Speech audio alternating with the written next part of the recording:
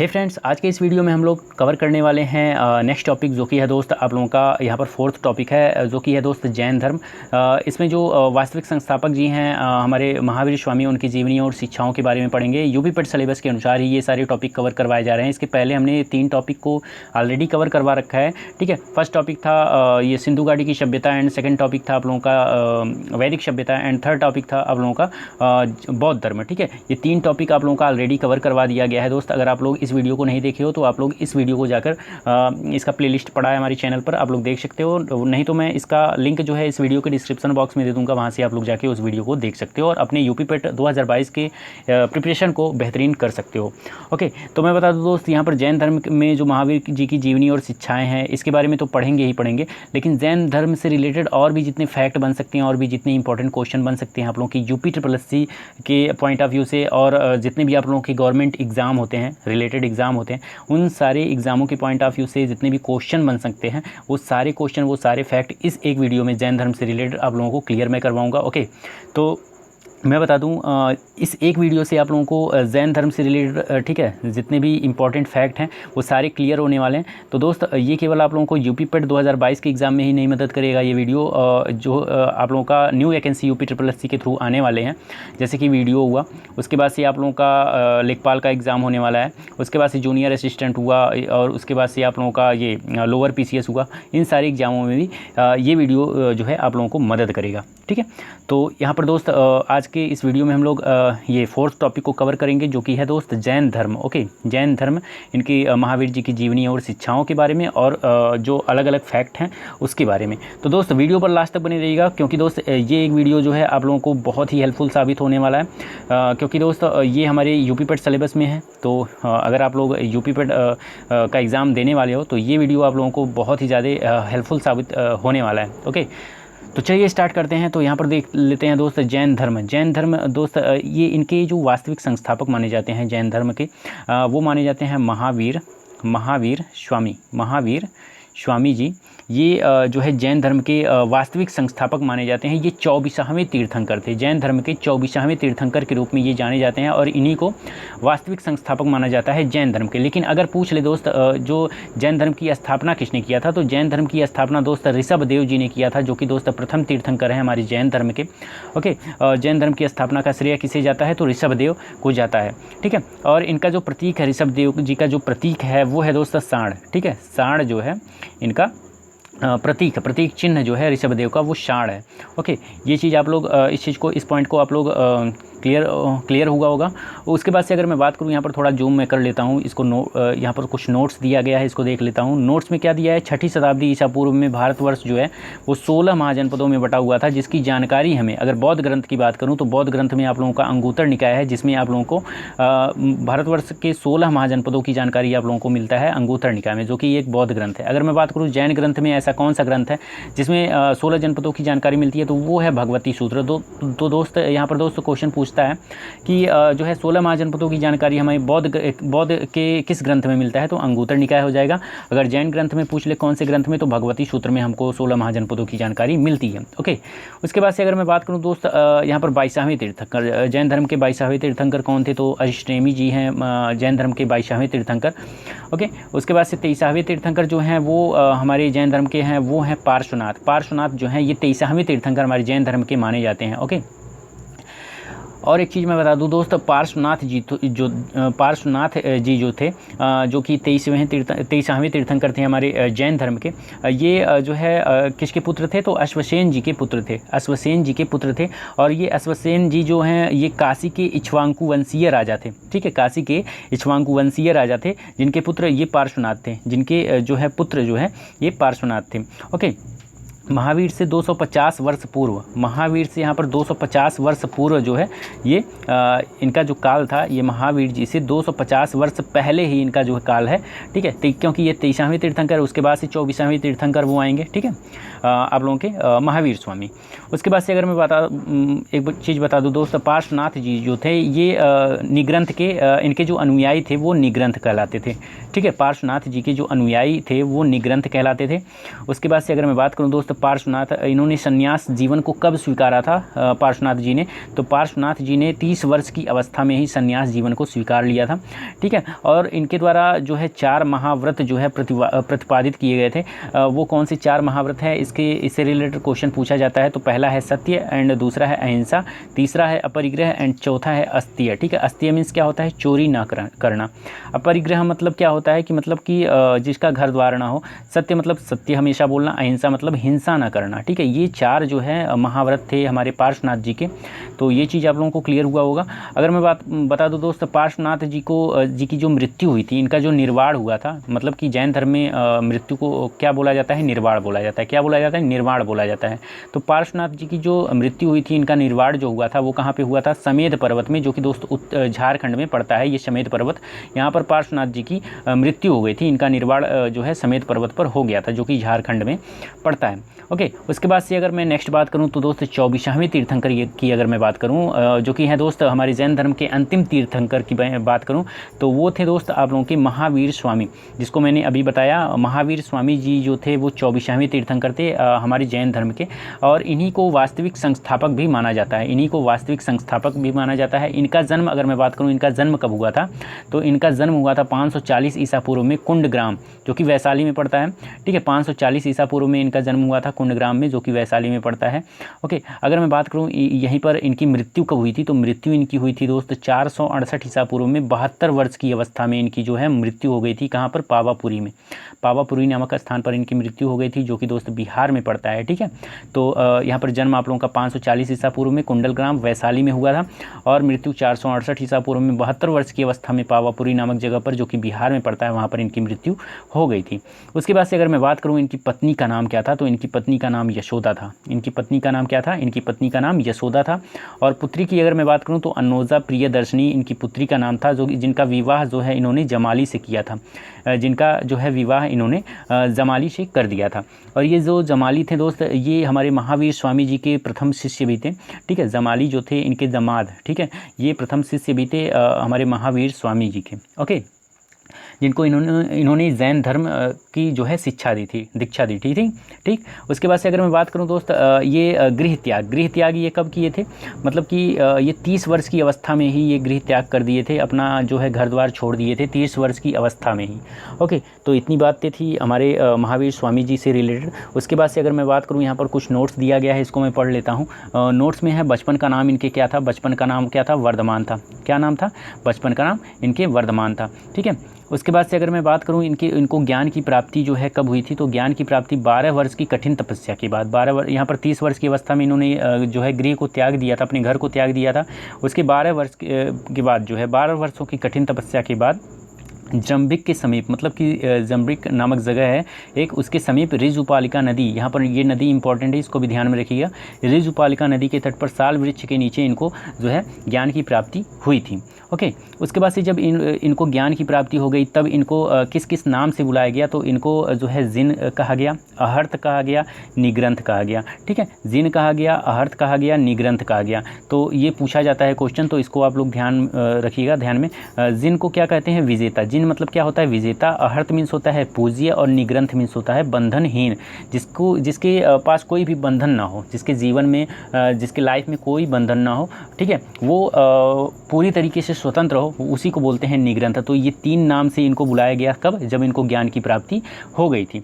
Okay, तो ये जरम्बिक के समीप, किसके समीप जो है इनको ज्ञान की प्राप्ति हुई थी? जरम्बिक के समीप। किस नदी के किनारे? तो यहाँ पर ऋजुपालिका नदी के तट पर, और साल वृक्ष के नीचे। ये सारी चीज़ें आप लोगों को याद होना चाहिए, इससे क्वेश्चन बनते हैं दोस्तों। तो ठीक है, हो सके तो आप लोग इसका नोट बनाते हुए चलिए, ताकि आप लोगों को आगे रिवीजन करने में आप लोगों को आसानी हो। उसके बाद से अगर मैं यहाँ पर नेक्स्ट देखूँ, तो नेक्स्ट आप लोगों का नोट्स दिया गया है, इसको पढ़ लेता हूँ मैं। इनको जो है उपदेश, ये उपदेश जो है, इनका जो उपदेश है, ये प्राकृत, मतलब जो उपदेश दिए थे ये सबसे पहले, वो किस भाषा में इनका उपदेश दिया गया था? तो वो प्राकृत भाषा में ये जो है अपना उपदेश दिए थे, जो कि दोस्त अर्धमागधी भाषा भी इसको कहते हैं। प्राकृत भाषा को अर्धमागधी भाषा भी कहते हैं। तो इसी में जो है, इसी भाषा में ये उपदेश जो है ये दिए थे। ओके, उसके बाद से अगर मैं बात करूं यहाँ पर दोस्त, जैन तीर्थंकरों की जो जीवनी है, वो भद्रबाहु के द्वारा रचित कल्पसूत्र में ठीक है, वर्णित है।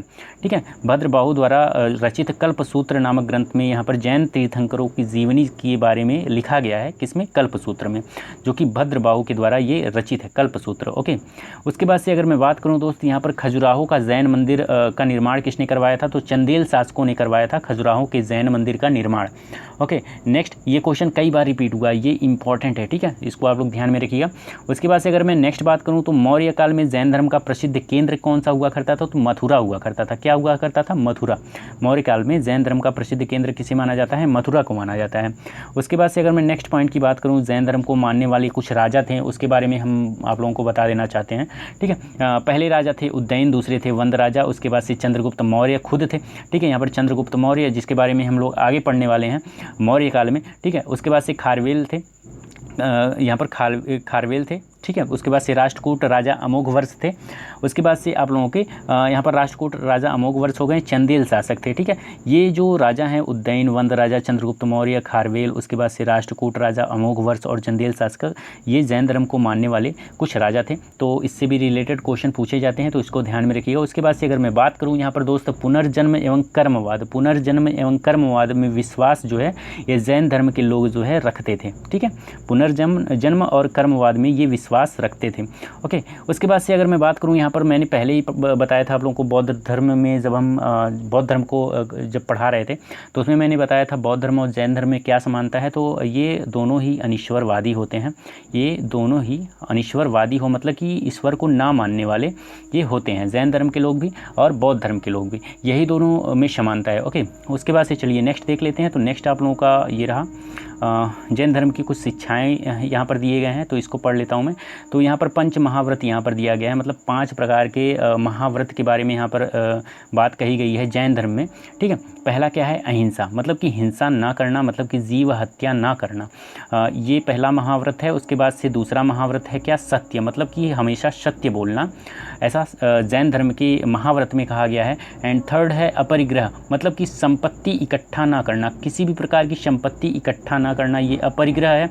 उसके बाद से नेक्स्ट है अस्त्य, अस्त्य मतलब क्या होता है? चोरी ना करना। उसके बाद से है ब्रह्मचर्य, ये इंद्रियों को वश में करना, इंद्रियों को वश में करना। अब यहाँ पर एक चीज़ ध्यान देने वाली बात है, यहाँ पर दोस्त जो पंच महाव्रत है, ये पंच महाव्रत, इसमें जो लास्ट वाला महाव्रत है ब्रह्मचर्य, इंद्रियों को वश में करना, ये महावीर स्वामी के द्वारा ये जोड़ा गया था। ठीक है, महावीर स्वामी जी के द्वारा ये जोड़ा गया था पंच महाव्रत में, ये 5वां महाव्रत। ओके, उसके बाद से ये जो बचे 4 महाव्रत हैं ये पहले से ही थे ये 4 महाव्रत, जो कि दोस्त पार्श्वनाथ, यहाँ पर मैं यहाँ दिखा देना चाहता हूँ, ये रहे। ठीक है, पार्श्वनाथ, ये पार्श्वनाथ के द्वारा 4 महाव्रत के बारे में पहले ही बोला गया है, सत्य, अहिंसा, अपरिग्रह और अस्त्य, ये 4 जो है महाव्रत पहले से ही पार्श्वनाथ के द्वारा दिया गया था। लेकिन 5वां महाव्रत किसके द्वारा जोड़ा गया? तो 5वां महाव्रत जिस महावीर स्वामी जी के द्वारा जोड़ा गया, जो कि है दोस्त ब्रह्मचर्य, जिसका मतलब होता है इंद्रियों को वश में करना, इंद्रियों को वश में करना, ये ब्रह्मचर्य है। ठीक है, ये 5वां महाव्रत किसके द्वारा जोड़ा गया था? तो यहाँ पर महावीर स्वामी जी के द्वारा जोड़ा गया।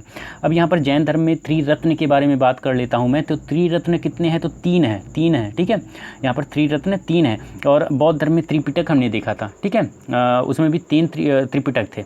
ओके, तो यहाँ पर त्रिरत्न के बारे में जैन धर्म में बोला गया है। तो यहाँ पर दोस्त पहला जो रत्न है वो है सम्यक दर्शन, एंड दूसरा है सम्यक ज्ञान, एंड थर्ड है सम्यक आचरण। ये भी क्वेश्चन पूछा जाता है, तो इसको ध्यान में रखिएगा, ये इंपॉर्टेंट है। ओके, उसके बाद से अगर मैं बात करूँ यहाँ पर दोस्त जैन दर्शन के बारे में, जैन दर्शन कितने हैं? तो 3 है जैन दर्शन। एक है अनेकांतवाद, उसके बाद से दूसरा सप्तभंगीय, जिसको स्यादवाद भी बोलते हैं, और तीसरा है नववाद। तो ये जैन दर्शन है कुछ, तो इसको भी आप लोग ध्यान में रखिएगा। उसके बाद से यहाँ पर कुछ नोट्स है, इसको पढ़ लेता हूँ मैं। यहाँ दिया है भद्रबाहु के अनुयायी को क्या बोला जाता है? द्विगंबर कहा जाता था। भद्रबाहु जी के अनुयायी को क्या बोला जाता है? द्विगंबर कहा जाता है। बट यहाँ पर स्थूलभद्र के अनुयायी को श्वेतांबर कहा गया। ओके, मतलब कि यहाँ पर दोस्त जब यहाँ पर जैन संगीतियाँ हुई थी, यहाँ पर जो यहाँ पर जैन तीर्थंकर और उनके जो प्रतीक चिन्ह हैं, उसके बाद से यहाँ पर दोस्त जब लगभग 300 ईसा पूर्व में मगध में 12 वर्षों का जब भीषण अकाल पड़ा था जैन धर्म में, ठीक है, तो उसके बाद भद्रबाहु अपने शिष्यों सहित कर्नाटक चले गए थे। ठीक है, भद्रबाहु जी जो थे वो अपने शिष्यों के सहित के साथ जो है कर्नाटक चले गए थे, किंतु कुछ अनुयायी जो है स्थूलभद्र के साथ यहाँ पर मगध में ही रुक गए थे। तो भद्रबाहु के वापस लौटने जीतने पर मगध के साधुओं को के द्वारा उनका जो है गहरा मतभेद हो गया, जिसके परिणाम स्वरूप जैन मत जो है श्वेतांबर और द्विगंबर नामक दो संप्रदाय में बट गया। ठीक है, तो वही यहाँ पर बोला गया है दोस्त। यहाँ पर भद्रबाहु के जो अनुयायी थे वो द्विगंबर कहलाते हैं और स्थूलभद्र के जो अनुयायी हैं वो श्वेतांबर कहलाते हैं। ठीक है, श्वेतांबर मतलब जो श्वेत वस्त्र धारण करते हैं उसको श्वेतांबर बोलते हैं। ओके, और द्विगंबर किसको बोलते हैं? जो नग्न रहते हैं। द्विगंबर के लोग जो थे वो नग्न रहते थे और श्वेतांबर के लोग जो थे वो श्वेत रंग के कपड़े को धारण करते थे। तो ये चीज़ है। उसके बाद से दोस्त अगर मैं नेक्स्ट पॉइंट की बात करूं तो उत्तर भारत में जैन धर्म के प्रमुख केंद्र जो है वो दो केंद्र माना गया है, दो जगहों को। एक है उज्जैन, ठीक है, और दूसरा है मथुरा। ये दोनों जो है जगह ये हमारे उत्तर भारत में जैन धर्म के दो प्रमुख केंद्र माने गए हैं। फर्स्ट है उज्जैन और दूसरा है मथुरा।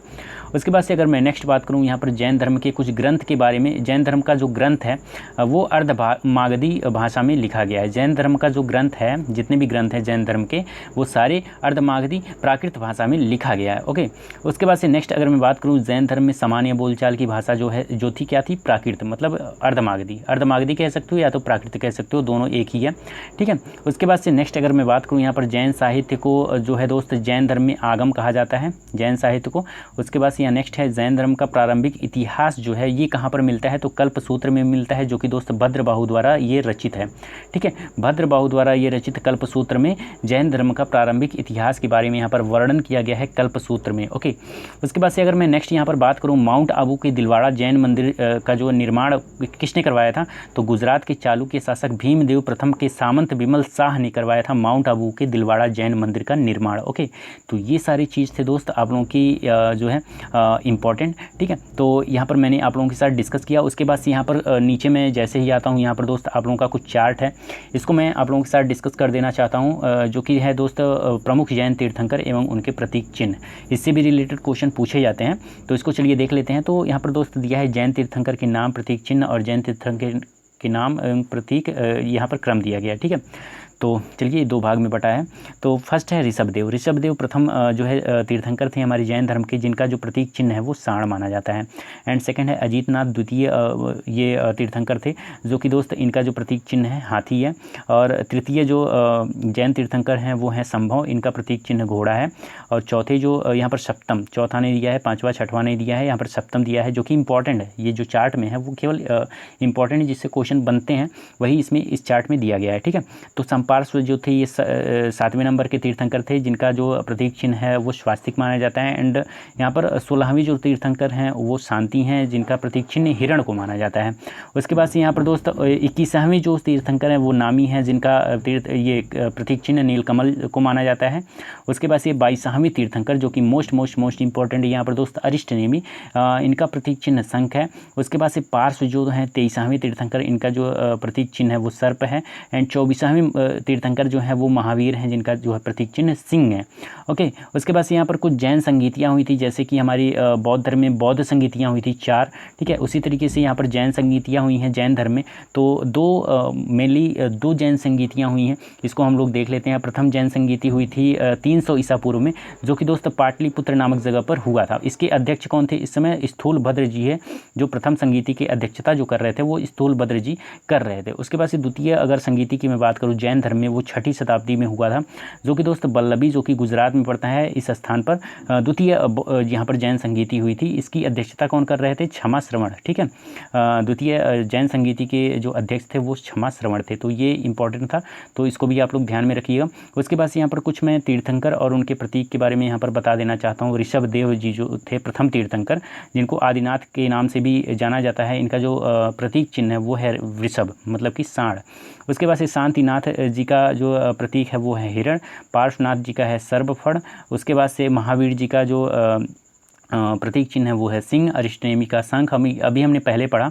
उसके बाद से संभवनाथ, इनका जो प्रतीक चिन्ह है वो अश्व है। उसके बाद से यहाँ पर कुछ जैन ग्रंथ के बारे में हम लोग देखेंगे और उनके रचनाकार के बारे में हम लोग देखेंगे। तो जैन ग्रंथ यहाँ पर फर्स्ट है कल्पसूत्र। कल्पसूत्र के रचनाकार कौन माने जाते हैं? भद्रबाहु माने जाते हैं। ओके, उसके बाद से परिशिष्ट बर्तन के जो रचनाकार वो हेमचंद्र जी माने जाते हैं। और स्याद वाद मंजरी के जो है रचनाकार मल्ली सेन माने जाते हैं।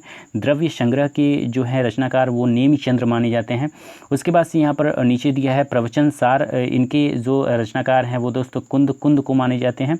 और श्लोक वार्तिक ये जैन ग्रंथ है जो कि दोस्त इनके रचनाकार विद्यानंद स्वामी जी की माने जाते हैं। ठीक है, उसके बाद से नेक्स्ट यहाँ पर जैन ग्रंथ है न्यायावतार, इनके रचनाकार सिंध सेन दिवाकर माने जाते हैं। और यहाँ पर लास्ट वाला जो है जैन ग्रंथ वो है तत्वार्थ सूत्र, इनके जो रचनाकार माने जाते हैं वो माने जाते हैं उमा स्वामी जी, ये तत्वार्थ सूत्र जैन ग्रंथ के रचनाकार माने जाते हैं। तो ये थे दोस्त कुछ इंपॉर्टेंट जैन ग्रंथ और रचनाकार, और यहाँ पर तीर्थंकर और प्रतीक देखा हमने, और जैन संगीतियों के बारे में देखा, और यहाँ पर प्रमुख जैन तीर्थंकर और उनके प्रतीक चिन्ह के बारे में हम लोगों ने देखा। जितनी भी इंपॉर्टेंट फैक्ट, जितने भी इंपॉर्टेंट पॉइंट बन सकते थे जैन धर्म से रिलेटेड, ठीक है, वो सारे फैक्ट, वो सारे क्वेश्चन आप लोगों को इस एक वीडियो में आप लोगों को देखने को मिल गया होगा। ओके, उम्मीद करता हूँ आप लोगों का सारा कॉन्सेप्ट जैन धर्म से रिलेटेड वो क्लियर हुआ होगा। तो दोस्त अगर ये वीडियो अच्छी लगी हो तो इस वीडियो को जितना हो सके अपने फ्रेंड सर्कल में शेयर करिए, ताकि उन लोगों को भी इस वीडियो का फ़ायदा मिल सके। ठीक है, तो उम्मीद करता हूँ आप लोगों को वीडियो अच्छी लगी हो। अगर वीडियो अच्छी लगी हो तो वीडियो को लाइक कर दीजिए, और चैनल पर अगर आप लोग नए हैं तो चैनल को सब्सक्राइब कर दीजिए। ओके, तो चलिए मिलते हैं अगले वीडियो में एक नेक्स्ट टॉपिक के साथ, जो कि है दोस्त आप लोगों का मौर्य काल। ठीक है, तब तक के लिए दोस्त धन्यवाद।